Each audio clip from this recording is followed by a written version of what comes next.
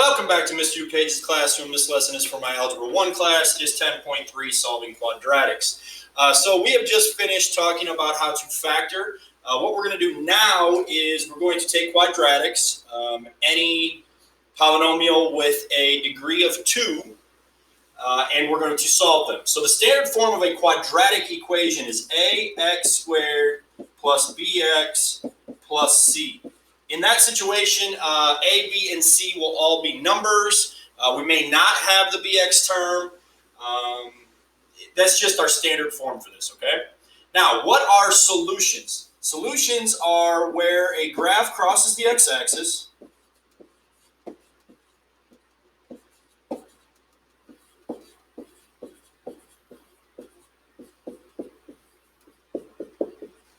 or when x satisfies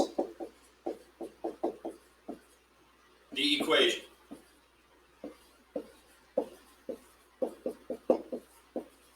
Okay? So when the graph crosses the x-axis, that is actually known as an X-Intercept or a 0. Now the reason why it's called a 0 is that is the x value when y equals 0. So I could actually add y equals to the beginning of that if I wanted to. So instead of having y in our equation so that we cannot solve for x or y, we can actually replace y with 0. So we will call a solution a 0 when the when y equals 0. That's our x value when y equals 0. The x-intercept is where it crosses the x-axis. Okay? Now, there's another name that we use for solutions, and that is roots. And the roots are the answers of a square root. Being that square root has the name root, that's why we call those roots. So let's talk about real fast a graph and where it crosses the x-axis. So on an x, y coordinate plane, all quadratics have a U shape. So the solutions to this graph are going to be here and here. That's something you're going to have to be able to identify on our quiz. So make sure that you understand that situation. Okay. Now let's do some review on stuff from first semester. If I ask you to solve an equation, what is the first thing you should think of? How would you solve? What is your goal? Our goal is to get x alone. How do we solve it? Well, we do the opposite of what it's telling us to do. So in this case, I have 2x plus 3 equals 15. So it's telling me to add 3, so I want to do the opposite of that. I want to subtract 3 from both sides. What that does is it gets rid of the 3 on this side for me. 15 minus 3 is 12. Now, 2 and x are multiplying, so I want to divide 2.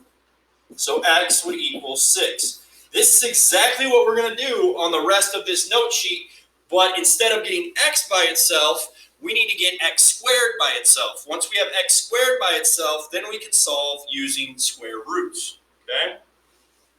So the first step in A is to add the 98 to both sides. I'm left with 2x squared equals 98. Now I can divide by 2. So x squared equals 49. That is all review from first semester. That is stuff that we should be very good at this point, okay? So what do I do then with my x squared so that I can turn that into just a standard x? Well, since I'm squared, the x is being squared, I need to do the opposite, which is to take the square root. Now the square root and the square will cancel each other out, leaving you with just x. The square root of 49. You have to think about what two numbers multiplied together that are identical will equal 49. Well, 7 is the standard answer that I get a lot. I get 7 a lot for this answer. That is true, but that's only half of the answer. You have to think about 7 times 7 is really 7 squared, which is 49. There's also another number, though, -7, because a negative times a negative will also equal a positive. So -7 will also equal 49. So how do we write that down without having to write 7 and -7? We just say plus or minus. Anytime you take the square root of a positive number, always give me plus or minus in front of your answer, okay? On to B, I can just add 25, which will get me my x squared by itself. So x squared equals 25. I need to get rid of the squared, so I'll square root both sides. So x equals, again, I've square rooted a positive number, so I get plus or minus 5. On to C, subtract 12 from both sides. That gets me 3x squared equals 12 minus 12 is 0. Divide both sides by 3 to get the x squared by itself.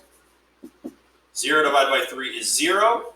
Now I can square root both sides, so I can get rid of the x squared and just give myself x. Now the square root of 0, what two numbers that are identical multiplied together get me 0?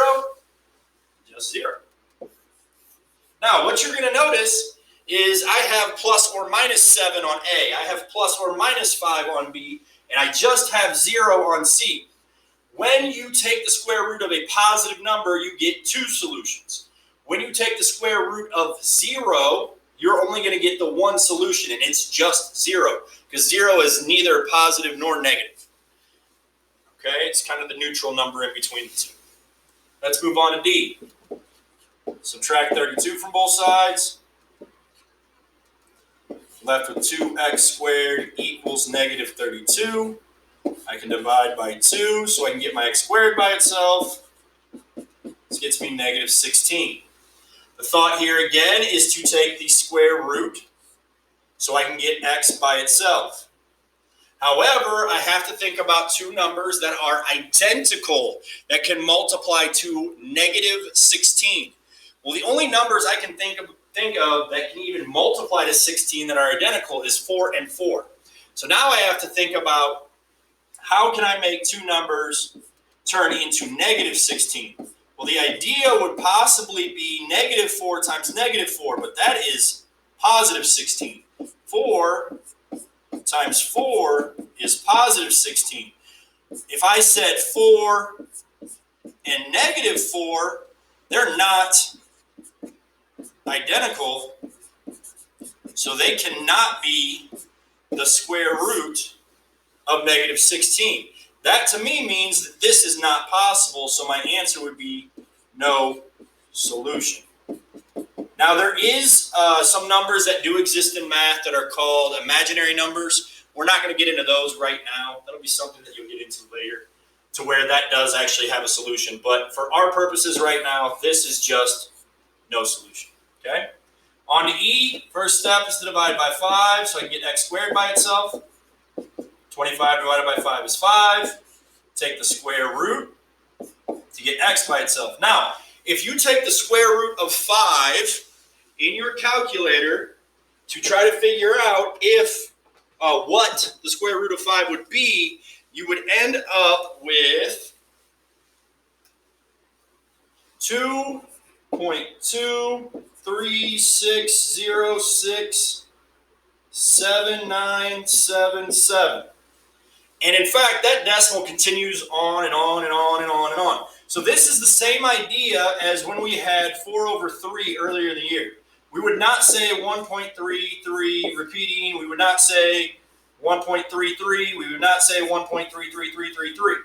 We would leave our answer as 4/3. So it's the same thought process here. I did take the square root of a positive, so I do want to use plus or minus. I'm just going to leave it as the square root of 5 because that is an exact answer. If I were to turn it into a decimal, I would be estimating, and in that case, you're more or less just guessing in a very a high-end guess is the best way to explain that. Okay. On to F, add 10 to both sides. X squared equals -10 because -20 plus 10 is -10. If I take the square root, again, I'm square rooting a negative, so I have no solution. leads me now to our little table here. So when I'm solving by square roots, how do I get two solutions? I get two solutions by taking the square root of a positive number. How do I get one solution? I get one solution by taking the square root of a 0, and I get no solutions by taking the square root of a negative number. That is our topic for today. We're only looking at how can we square root to solve quadratics. Okay. Now, on your quiz moving forward, there is a section that I kind of want to talk about real quick. It has 3 xy coordinates, and it asks you to sketch when there are 2 solutions, when there's 1 solution, and when there's no solutions. Well, we talked earlier that the solutions to a graph are where it crosses the x-axis, so this axis. So in order to have 2 solutions, all of these are going to be U-shaped. In order to have 2 solutions, I would go down through the x-axis and then back up through the x-axis. It has crossed at 2 locations, here and here. To just have 1 solution, it's still going to be a U-shape, but it's just going to touch the x-axis and then bounce back up. So the solution to that is right there. In order to have no solutions, it's actually going to float above, and it technically could be below, but it never touches the x-axis or ever crosses the x-axis. So that's when we'd have no solutions. The other thing I want to do real fast before I let you guys go here is I want to talk about the square roots that I feel it would be helpful for you to memorize. That will help you a lot with this topic. So if I have an x at 0, x squared would also be 0.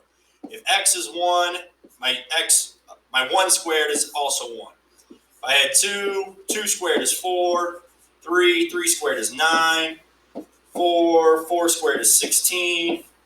5, 5 squared is 25. 6, 6 squared is 36. 7 and 49. 8 and 64. 9 and 81. 10 and 100. 11 and 121. 12 and 144. 13 and 169, 14 and 196, 15 and 225. So what this table is showing you, the top number, if I square the top number, I will get the bottom number. If I take the square root of the bottom number, I'm going to get the top number. So if you can memorize this table, that will help you immensely with solving these quadratics using square roots. All right. Well, that is our lesson for today. Make sure if you have any questions for me that you either email me or come see me. Otherwise, thank you very much for watching the video and have a great day.